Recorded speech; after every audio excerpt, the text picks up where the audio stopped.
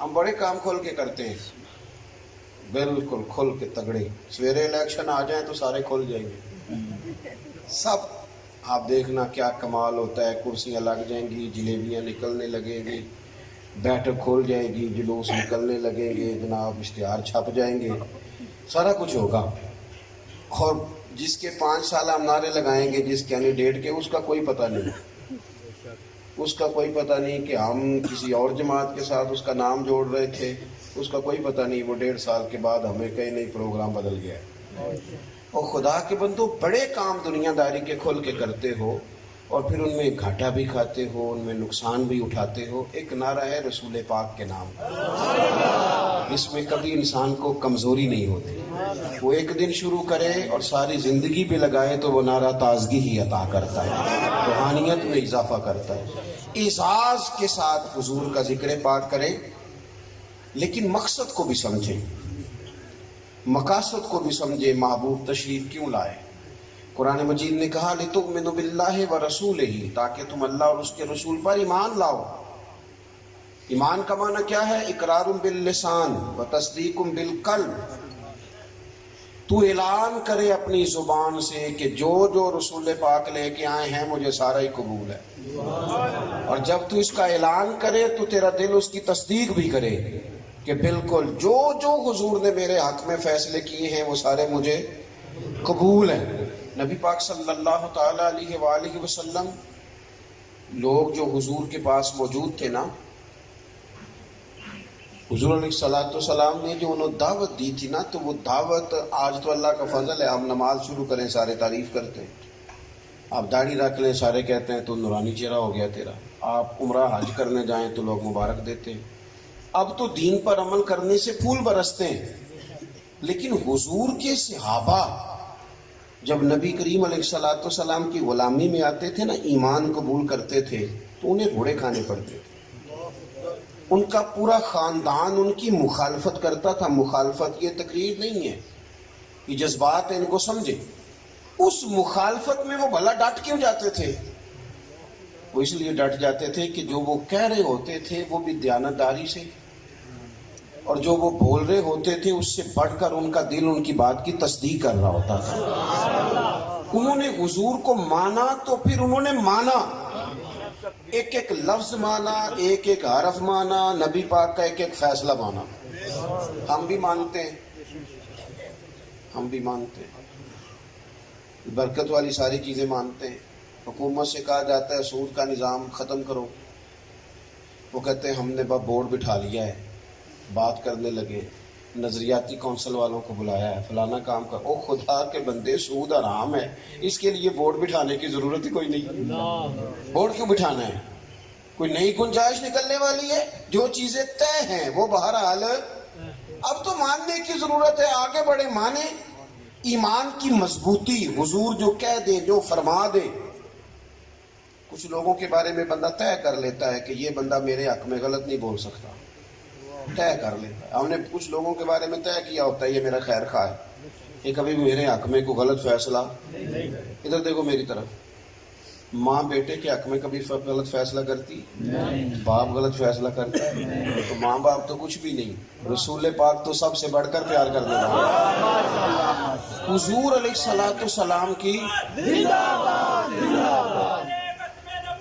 اللہ آپ کو جزا دے. نبی پاک علیہ السلام نے جو فیصلہ ہمارے لیے کیا، جو وہ ہمارے حق میں 100% بہتر ہے. اسے قبول کیا جائے، اس پر غور کیا جائے، اس پر ایمان لایا جائے، اسے تسلیم کر لیا جائے. حضور سید عالم علیہ السلام کے غلاموں کا کمال یہ تھا کہ انہیں انشراح صدر حاصل تھا. ان کا دل گواہی دیتا تھا کہ حضور جو ہمارے لیے لے کے آئے ہیں وہ سب سے بہتر ہے، اور پھر دنیا کی کوئی چیز بھی انہیں ہٹا نہیں سکتی تھی. کیونکہ کچھ لوگ کچھ چیزوں کی ٹھان لے لیتے ہیں نا، ان کا دل کہہ رہا ہوتا ہے نہیں ٹھیک ہے، مان جو جاتے ہیں.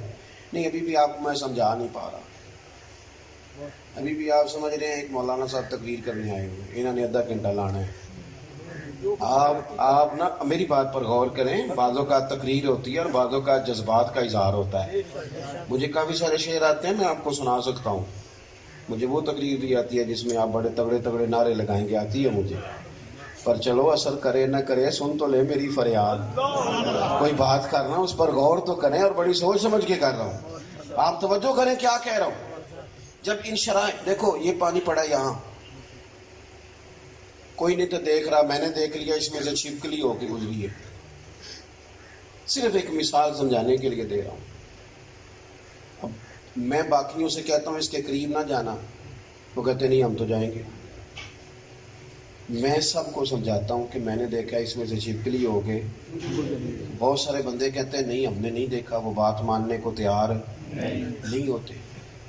میں شور بھی کروں گا, زور بھی لگاؤں گا, اگر مجھے کوئی پاگل اور دیوانہ کہے گا تو میں اس کی بات کا غصہ بھی نہیں کروں گا, کیونکہ مجھے پتا ہے کہ جہاں میں کھڑا ہوں میں بالکل ٹھیک ہوں. میری بات کی سمجھ آ رہی ہے؟ چلیں بلا مثال و بلا تشبیہ, یہ تو ایک مفہوم مخالف ہے. ایک دوسرا پہلو عرض کرتا ہوں. میں کہیں سے ہو کے آتا ہوں کسی ڈاکٹر سے مل کے, تو میں آ کے کہتا ہوں یار بندہ بڑا ٹھیک ہے, اس نے میرے ساتھ ملاقات بھی اچھے طریقے سے کی ہے, دوائی بھی ٹھیک دی ہے, اور تشخیص بھی اس کی ٹھیک ہے, جو باتیں اس نے بتائی ہیں علامات وہ بھی پوری ٹھیک ہیں, اور اس کی دوائی سے مجھے فرق بھی, تو مجھے تو پڑا ہے نا. اب ایک بندہ کہتا ہے, دو کہتے ہیں, چار کہتے ہیں, اسی بھی گئے ایسا ہوں کچھ بھی نہیں, لیکن میں ان کی بات ماننے کو تیار کیا ہوں کہ مجھے فرق. مجھ سے ایک دوست نے کہا کہ یہ جو لوگ نبی کریم علیہ السلام سے مانگتے ہیں یہ ٹھیک نہیں کرتے, معاذ اللہ. میں انہوں آخیا تیری غلطی نہیں, اسی تو کہنا ہے حضور دیندے نہیں, کیوں سامنے تو ملیا ہے نا بھائی, جس کو ملا ہے وہ کیسے انکار کرے گا, اسے تو ملا ہے. کون دیتا ہے دینے کو منہ چاہیے, دینے والا ہے سچا. صحابہ کو نا انشراح صدر ہو گیا تھا کہ حضور جو فرماتے ہیں وہ بالکل ٹھیک ہے. انشراح صدر ہو گیا تھا, انہوں نے طے کر لیا تھا. بڑے سارے لوگ بڑا کچھ کہہ رہے تھے, سمجھا رہے تھے, تم قبیلہ چھوڑ کے جا رہے ہو, برادری چھوڑ کے جا رہے ہو, فلانی جگہ چھوڑ کے جا رہے ہو, بڑا کچھ لوگ کہہ رہے تھے, بڑی باتیں ہو رہی تھی. انہیں سمجھ آ گئی تھی کہ حضور جو فرما رہے ہیں وہ حق اور سچ ہے. جس دن یہ سمجھ آ جاتی ہے نا, انشراح صدر نصیب ہو جاتا ہے. دولت ایک دوڑ ہے اور نتیجہ کوئی نہیں. لاکھ والا دوڑ میں تھا, کروڑ ہو جائے ہو گیا ہے, لیکن دوڑ ختم ہو. اوئے ہوئے سہ نفل نمازاں پڑھیاں ظالم نفس نہ مردہ. کروڑ والے نے کہا تھا بس نہ 100 ہو جائے نا, تو پھر اللہ اللہ ہو گیا 100 کروڑ ہو گیا ہے, لیکن دوڑ ختم نہیں. لیکن جس کو سمجھ آ جاتی ہے نا کہ میری دوڑ ہے, اس کی ختم ہو جاتی ہے. جس کو سمجھ آ جاتی ہے نا صرف دوڑ ہی دوڑ ہے, اس کی ختم ہو جاتی. ان لوگوں کو سمجھ آ گئی تھی, ایمان بڑا پکا تھا, طے ہو گیا تھا, لہذا وہ ڈٹ گئے.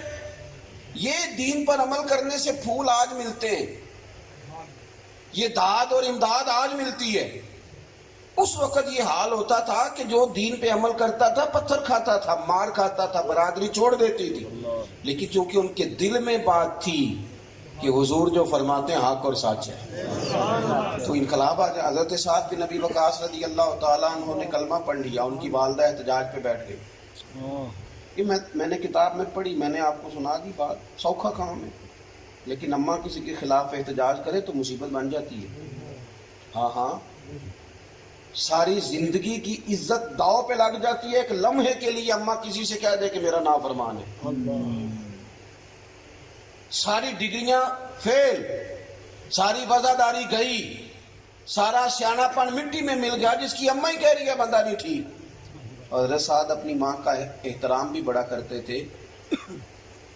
آپ نے کلمہ پڑھ لیا, ماں نے احتجاج شروع کیا, چارپائی الٹی کر لی, بھوک ہڑتال کر لی, محلے میں, گلی میں, چوک میں, چوراہے میں باتیں ہونے لگ گئی.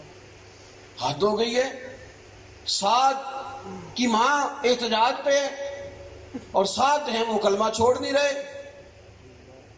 حضرت سعد کی اماں نے کئی دن روٹی نہیں کھائی, اور پتہ بھی ہوتا ہے بعض جگہ ماں کو پتہ بھی ہوتا ہے میں کی کرنا ہے تو پتر مان جانا ہے. حضرت سعد نا ذرا ماں جو ناراض ہوتی تھی تو مان بھی فوراً جاتے تھے. پر وہ کچا رنگ ہے نا للاری والا جیڑا چڑھدا تے لیندا رہندا اے عشق تیرے دا رنگ محمد چڑھ جائے پھر نہیں لیندا ان کا خیال تھا کہ میں ذرا ناراض ہوتی ہوں تو مان جاتی ہیں ابھی بھی مان جائیں گے حضرت سعد بن ابی وقاص کی اماں نے 3 دن روٹی نہیں کھائی چہرہ فک ہو گیا ہاتھ کانپنے لگے کھڑا ہونا مشکل ہو گیا قبیلہ برادری دوست احباب طرح طرح کی باتیں بحثیں حضرت سعد بن ابی وقاص گھر آئے اماں کے سامنے کھڑے ہوئے کہنے لگے اماں ایک بات کرنی ہے ماں اٹھ کے بیٹھ گئی کہ شاید دل پسیج گیا ہے ماحول بدل گیا ہے بات نرم ہو گئی ہے تو حضرت سعد بن ابی وقاص غور سے ماں کا چہرہ دیکھ کہنے لگے اماں میں نے تیرے وجود سے جنم لیا مجھے سب سے بڑھ کر تو جانتی ہے تجھ سے بہتر نہیں دنیا والے جانتے ماں تجھے پتہ ہے تیری آنکھیں نم ہوتی ہیں تو میری قلبی کیفیت کیا ہوتی ہے اور اماں میں کہیں پہنچ گیا ہوں اب میں حضور کا کلمہ پڑھ گیا ہوں اور حضرت سعد کے لفظ میں نے کہا آج کل کا انداز نہیں کوئی جذباتی تقریر نہیں کوئی داد لینے کے لیے کوئی تراشا ہوا جملہ نہیں حضرت سعد بن ابی وقاص کہنے لگے اماں تیری ہے ایک جان تیری 1000 بھی ہو نا اور ایک ایک کر کے ساری میرے سامنے نکل جائے تو نکل جائے میں مدینے والے کا کلمہ نہیں چھوڑنے والا وہ تے کچا رنگ للاری والا جڑا چڑھدا تے لیندا رہندا اے عشق تیرے دا رنگ محمد چڑھ جائے پھر اقبال نا ہمیں بات سمجھائی ہے اقبال کہنے لگے کہ خرد نے کہہ بھی دیا لا الہ الا اللہ تو کیا حاصل تو پڑھتا ہے کلمہ پڑھتا ہے ہمارے سیاستدان کے مولوی بہتے عاشق رسول نے ہنسی بھی ہیں وہاں بھئی ہم نے کب کہا ہے کہ آپ نہیں ہیں